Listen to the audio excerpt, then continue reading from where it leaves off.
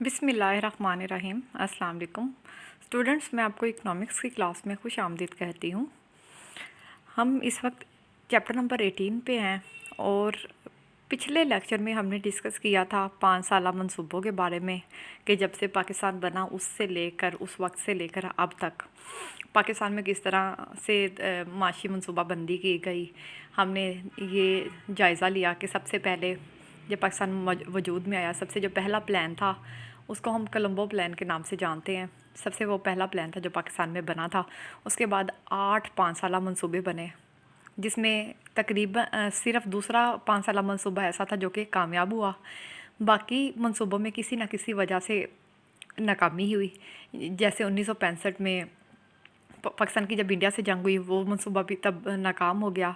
फिर 1971 में जब जंग हुई और मशरक़ी पाकिस्तान हमसे अलहदा हुआ तो भी मंसूबा नाकाम। यानी कोई ना कोई ऐसे हालात थे, कोई ना कोई ऐसे वाक़यात होते कि जिसकी वजह से हमारे जो 5 साला मंसूबे थे वो क्या होते चले गए, नाकाम।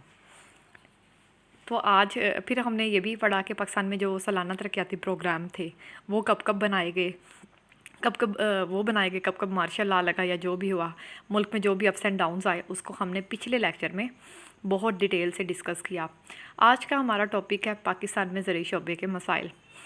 आप सबको ये बात मालूम है कि पाकिस्तान बेसिकली एग्रेरियन है, ठीक है। इसका ज़रूरी शोबा ना सिर्फ मुल्क की आबादी के बड़े हिस्से को रोज़गार देता है बल्कि अहम तरीन ज़रिया आमदनी भी है। पाकिस्तान में अशिया खुराक जैसे गंदम, चावल, दालें, फल, सब्ज़ियाँ, ये सब क्या होते हैं, इसी शोबे से हासिल होते हैं। अब दही आबादी जो आपकी देहातों में रहती है आबादी, उसका भी 80% जो प्रपोर्शन है या तनासुब है वो डायरेक्टली या इनडायरेक्टली ज़राअत के साथ ही जुड़ा हुआ है। और कुल जो कौमी आमदनी में 21% हिस्सा ज़राअत से आता है, ठीक है। पाकिस्तान में जो सनती तरक्की का राज है वो भी ज़रूरी शोबे से जुड़ा हुआ है। यानी सनतें, लेट सपोज़ अगर कोई कपड़े की सनत है, उसने कपड़ा बनाना है तो उसके लिए जो खाम माल होगा, धागा या रुई, वो आपके ज़रूरी सेक्टर से ही आएगा।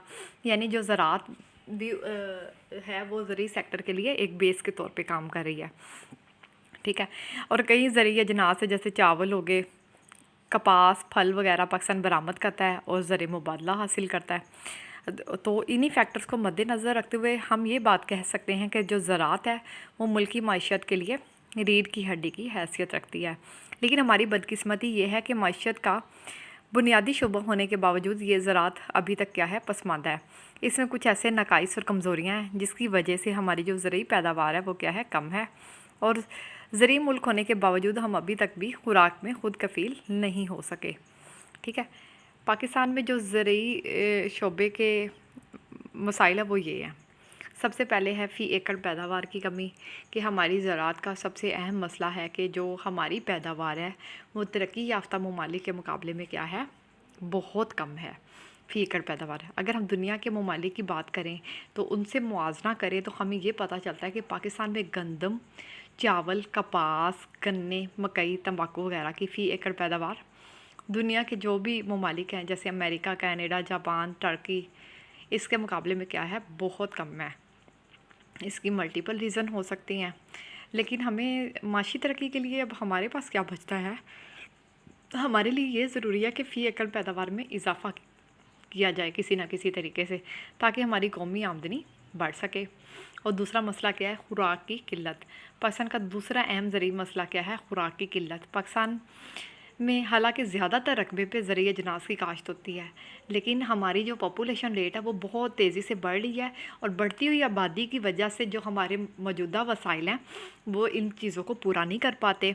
1966 में ये हुआ था कि बहुत ज़्यादा ये मसला शिद्दत अख्तियार कर गया और हुकूमत को 100 करोड़ रुपए का जो गल्ला है वो दूसरे ममालिक से लाना पड़ा ताकि मुल्क की ज़रूरियात को पूरा किया जा सके। अब पिछले 2-3 साल की हम बात करें तो हम ग़ज़ाई तौर पे ख़ुद कफ़ील हुए थे, लेकिन अब फिर खुराक की किल्लत का मसला है। कभी गंदम कम हो जाती है, कभी सैलाब आ गई या कोई ना कोई ऐसा इशू हो गया जिसकी वजह से हमारी जो प्रोडक्टिविटी है वो क्या हो जाती है, कम हो जाती है। और हमें क्या करना पड़ता है, दूसरे ममालिक से अशिया दरामद करनी पड़ती है। इसकी अहम वजूहात है, सैलाब आ जाते हैं, बेहतर बीज नहीं है हमारे पास, फसलों की बीमारियाँ हैं, खुराकी ज़ख़ीरा अंदोज़ी, गलत तखमीने और स्मगलिंग वगैरह। ताहम बढ़ती हुई आबादी और अफ़गान माजरीन की आमद भी इस मसले का बाइस बनी है, ٹھیک ہے. اب ہے سیم تھور کا پرابلم. یہ اکثر ہم سنتے ہیں. یہ جو مسئلہ ہے یہ پاکستان کے زراعت کو دیمک کی طرح چاٹ رہا ہے اور ہر سال تقریباً 1 لاکھ ایکڑ اراضی سیم تھور کی وجہ سے کیا ہو جاتی ہے, کاشت کے قابل نہیں رہتی. اب جب زیر زمین جو پانی ہے وہ بلند ہو کر اوپر والی سطح پہ آ جائے تو اسے سیم کہتے ہیں. سیما اکثر آپ یہ لفظ سنتے بھی ہیں, جو کہ فصلوں کے لیے کیا ہے, نقصان دہ ہے. بعض اوقات یہی زیر زمین پانی اپنے ساتھ کیا ہو جاتا ہے, نمکیات بھی بہہ لے آتا ہے. جب وہ جو نمکیات ہے وہ سطح پہ جم جائے تو اسے کیا کہتے ہیں, تھور کا مسئلہ کہتے ہیں. یہ بھی ظاہری بات ہے پودوں کی پیدائش میں یا ان کی نشو و نما میں رکاوٹ کا باعث بنتی ہے. اسی وجہ سے 15 لاکھ ایکڑ رقبہ جو ہے وہ ناکارہ ہو چکا ہوا ہے. اس سے پانی کی گہرائی 0 سے کتنی ہے, 5 فٹ تک. اب آگے بات کر لیتے ہیں کہ آبپاشی کی ناکافی سہولیات. پاکستان میں جو زیر کاشت رقبہ ہے اس میں فصلوں کا زیادہ تر مدار ہے وہ کیا ہے, بارش کے پانی پہ ہوتا ہے. اور ہمارے ملک میں آپ کے سامنے ہے جو بارشوں کا اسکیجول ہے وہ کچھ اس طرح سے ہے, ان ایکسپیکٹڈ ہوتا ہے. میرا مطلب یہ ہے کہنے کا کہ کبھی بارشوں کی ضرورت نہیں ہوتی تو بارشیں ہو رہی ہوتی ہیں, کبھی بارشوں کی ضرورت ہوتی ہے لیکن بارشیں نہیں ہو رہی ہوتی. اگر اب ظاہری بات اکثر اوقات یہ وہی بات ہے, یہ ضرورت سے زیادہ بارشیں ہوتی ہیں تو آپ کی فصلیں کیا ہو جاتی ہیں, خراب ہو جاتی ہیں. اگرچہ 1/3 رقبے پر نہریں, ٹیوب ویلز, کنویں اور کاریز کے ذریعے بھی آبپاشی ہوتی ہے, لیکن یہ ذرائع ضرورت کے مقابلے میں کیا ہے, کم ہے. نیز راج بالوں اور کھالوں میں جو کافی پانی ہے وہ کیا ہو جاتا ہے, ضائع. یعنی ہمارے پاس پلاننگ نہیں ہے پراپر سے. اگر ہم فصلیں لگائیں اس کو کس طرح سے مینٹین رکھ سکیں, اس کی آبپاشی کی سہولیات کو کیسے پورا کریں, اس چیز کو پورے کرنے کے لیے ہمارے پاس وسائل کی کیا ہے, کمی ہے. پھر آگے ہم بات کرتے ہیں ناقص نظام اراضی. پاکستان میں جو اراضی کا سسٹم ہے وہ کیا ہے, وہ ناقص ہے, جس کی وجہ سے بہت بڑے بڑے مسائل ہو رہے ہیں اور فی ایکڑ پیداوار کیا ہے, کم ہو رہی ہے. پاکستان میں ایک طرف تو بڑے بڑے ذمہ دار ہیں جو خود تو شہروں میں رہتے ہیں, خود جو اپنی ضمیریں وہ مزاروں کے حوالے کر دیتے ہیں کہ وہی دیکھیں کہ اس کو کیا کرنا ہے, کاشت کرنا ہے یا جو بھی ہے, سارا سیٹ اپ کس کے حوالے ہوتا ہے, مزاروں کے. اور جو مالک اور مزارین ہوتے ہیں ان کے جو تعلقات ہوتے ہیں وہ نارملی کچھ نہ کچھ گڑبڑ چل رہی ہوتی ہے, یعنی کہ ناخوشگوار ہوتے ہیں. ظاہری بات ہے جب آپ کا اپنا کام نہیں ہوتا آپ کبھی بھی اس کو اتنی دلچسپی سے نہیں کرو گے. آپ کے مائنڈ میں یہ انٹینشن نہیں ہوگا کہ ہم نے پیداوار بڑھانی ہے. جب تک ایک چیز اپنی ہوتی ہے ہم اس کو زیادہ دل لگا کے کرتے ہیں. جب یہ مزاروں کے ساتھ یہ ساری سچویشن آتی ہے, ان کا استحصال ہوتا ہے, تو وہ پیداوار کے اضافے کی طرف توجہ صحیح سے نہیں دے پاتے.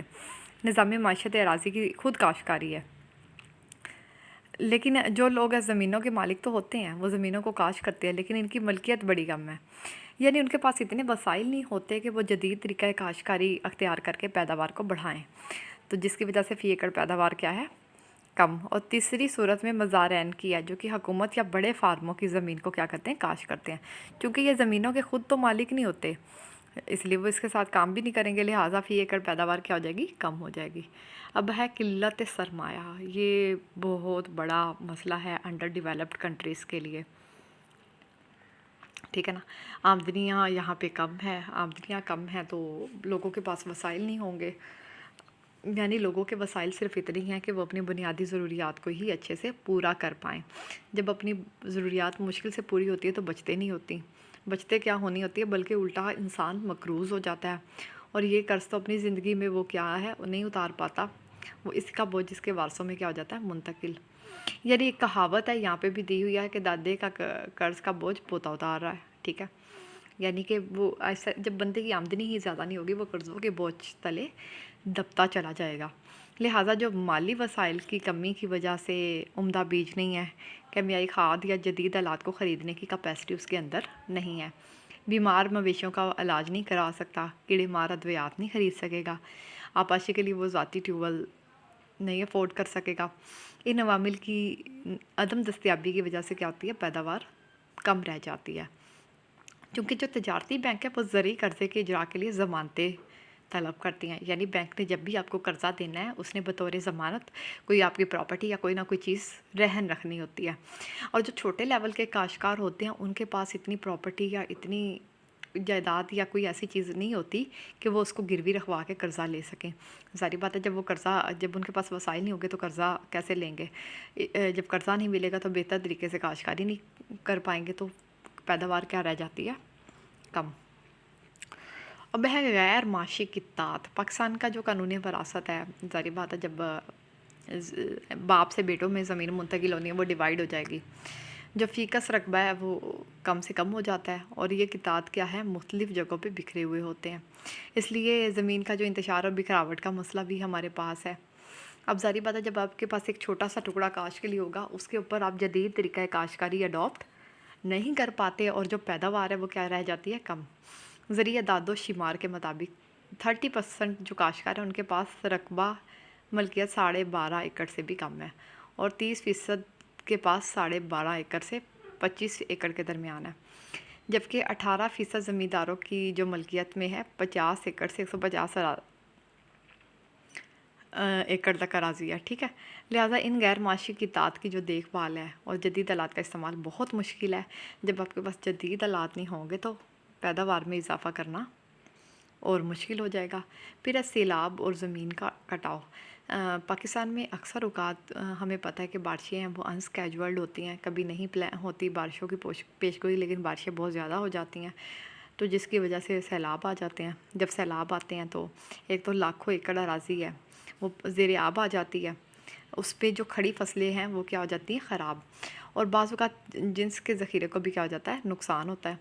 फिर है पहाड़ी इलाकों से जब बारिश का पानी तेज़ रफ्तारी से आता है और बाज़ औक़ात तेज़ आंधी चलती है तो इससे पता क्या होता है, जो ज़मीन के ऊपर वाली तय जो कि ज़रख़ेज़ हो जाती है वो भी क्या हो जाती है, बह जाती है, और जो नीचे वाली तय होती है वो कम ज़रख़ेज़ होती है।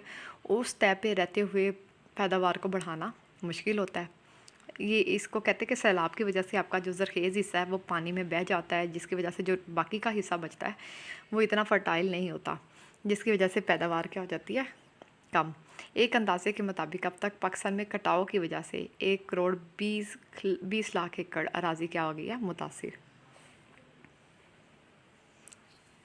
अब है खाद का कम इस्तेमाल। जदीद साइंसी तहकीक के मुताबिक पैदावार बढ़ाने के लिए ज़रूरी है कि अच्छी खाद का इस्तेमाल किया जाए, लेकिन यहाँ पे खाद की अवेलेबिलिटी नहीं होती। हमारा जो काश्तकार है उसकी आमदनी इतनी ज़्यादा ही नहीं है, इतनी ज़्यादा होती ही नहीं है कि वो अच्छी खाद अफोर्ड कर सके।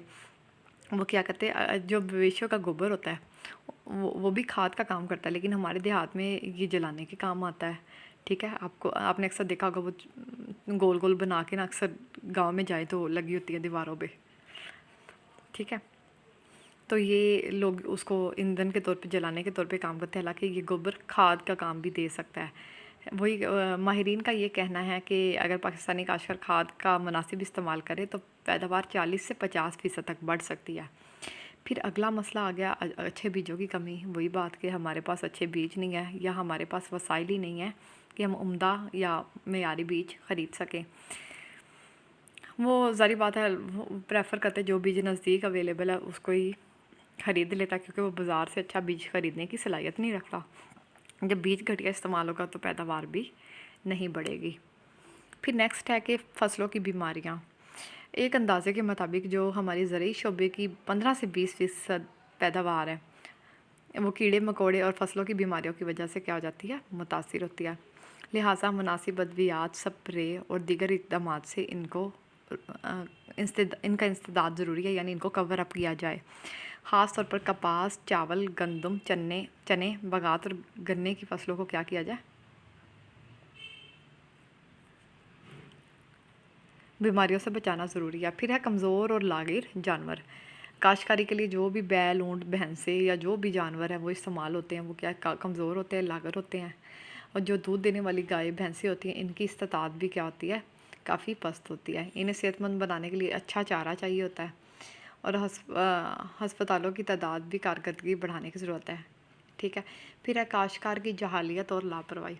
यानी जो हमारे जो काश्तकार हैं वो ज़्यादातर क्या है, जाहिल हैं और अनपढ़ हैं। वो मेहनत की बजाय किस्मत पे ज़्यादा भरोसा करते हैं, मुकदमेबाजी या ऐसे कंट्रोवर्शियल मामलात में उलझे रहते हैं। फजूल रस्म पर तो पैसा खर्च करते हैं, लेकिन जो काम की चीज़ है उस पर स्पेंडिंग नहीं करेंगे। राशि सहूलत कम है, नाकिस खुराक है, अक्सर सेहत ख़राब रहेगी, जिसकी वजह से इस्तात कार क्या रहेगी, पस्त रहेगी और पैदावार पर बहुत बुरा असर पड़ेगा। कम मुस्ताद तरीक़ा काश्तकारी।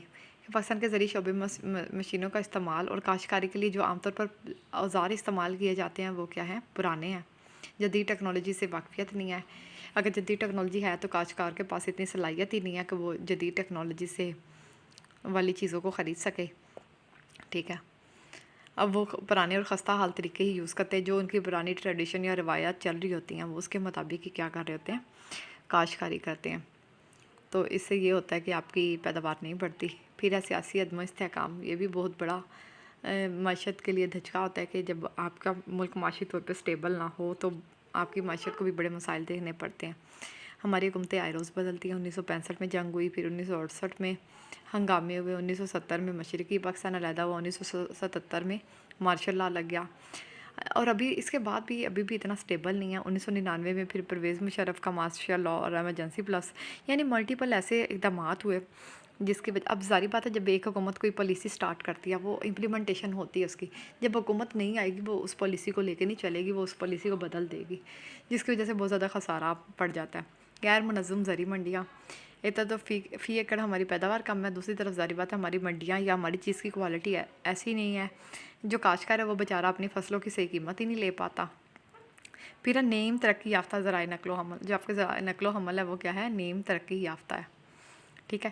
یہ سارے جو ہیں یہ ہے ہماری زراعت سے ریلیونٹ مسائل. اس کو ہم نے 1 بائی 1 ڈسکس کیا. انشاءاللہ اگلے لیکچر میں ہم یہ ڈسکس کریں گے کہ ان کا حل کیا ہو سکتا ہے یا کس طریقے سے زرعی پیداوار کو بڑھایا جا سکتا ہے. اسی کے ساتھ ہی میں آپ سے اجازت چاہوں گی. اللہ حافظ.